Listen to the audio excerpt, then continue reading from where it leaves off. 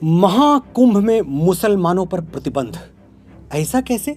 हम एक secular democracy में रहते हैं। हमारा कॉन्स्टिट्यूशन हर धर्म मत मजहब को बराबर मानता है। मुसलमानों को कुंभ आने से रोकना गलत है, अनडेमोक्रेटिक है, अनकॉन्स्टिट्यूशनल है, राइट विंग की दादागिरी है। अरे भाई रुको जरा, सब्र करो, पूरी बात तो समझ लो, फिर सही और गलत का जजमेंट देना। मैं सिर्फ 5 सवाल पूछूंगा, अगर एक का भी जवाब हाँ में आ गया तो मैं खुद सरकार को चिट्ठी लिखूंगा कि सभी मुसलमान भाइयों बहनों को आदर के साथ कुंभ में आने दिया जाए।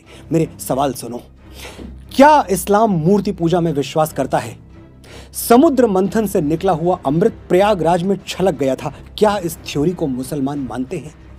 क्या गंगा यमुना सरस्वती के त्रिवेणी संगम का इस्लामिक लिटरेचर में कोई महत्व है? क्या मुसलमान मानते हैं कि नागा साधुओं के दर्शन से जन्मों के पाप कट जाते हैं? मकर संक्रांति और मौनी अमावस्या का कोई जिक्र क्या इस्लाम में है? 5 सवाल, एक जवाब नहीं।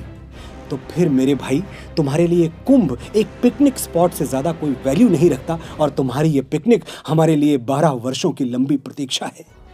उम्र की ढलान पर खड़े हमारे बड़े बुजुर्गों की प्रार्थना है, जो भगवान के सामने हाथ जोड़कर रोज यही दोहराते रहे, प्रभु बड़ा भरपूर जीवन दिया तुमने, बस कुछ दिन और जी लेने दो, अपनी आंखों से अंतिम बार महाकुंभ देख लें, मकर संक्रांति का गंगा स्नान कर लें, फिर हंसते हंसते तुम्हारे चरणों में आ जाएंगे। चाहते क्या हो तुम? जो थोड़ी बहुत पवित्रता हम सनातनी बचा पाए हैं वो भी दूषित हो जाए? देखे हैं हमने वो वीडियोस, खाने की चीजों में क्या क्या गंदगी मिलाई जा रही है और कौन मिला रहा है। हमारे बाबा थे, 90 साल की उम्र में भी अपना खाना खुद बनाते थे। घर में 4 बहुएं थीं, कहती हम बना दें बाबा, अलग चूल्हे पर बना देंगे। बाबा हंस के कहते नहीं बिटिया, किसी और के बनाए हुए पर विश्वास नहीं होगा, मन तभी मानेगा जब खुद बनाएंगे। ऐसा पवित्र और सैद्धांतिक जीवन जीने वालों को मरते मरते क्या हम किसी का जूठा खिला दें?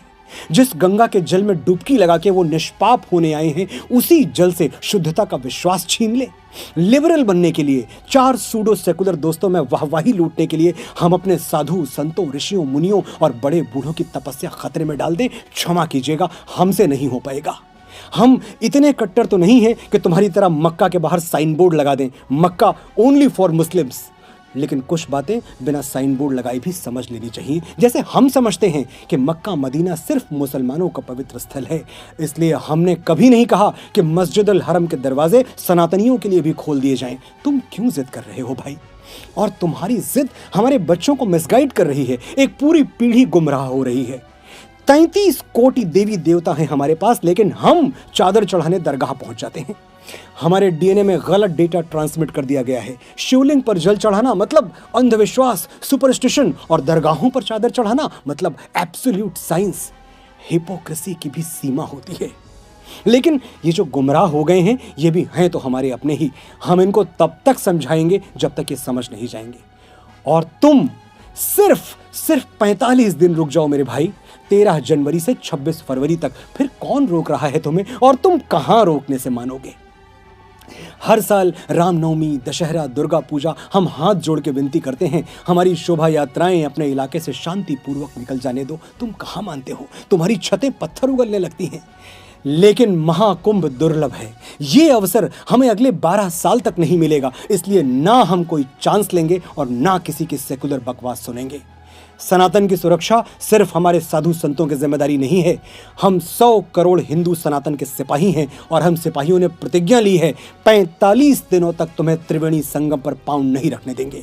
हमारी प्रतिज्ञा का मान रख लो, वरना ये तो जानते ही हो कि अगर हम छत्रपति शिवाजी महाराज के वंशजों ने अपने जुड़े हुए हाथ खोल दिए तो औरंगजेबों को भागने के लिए जमीन कम पड़ जाएगी।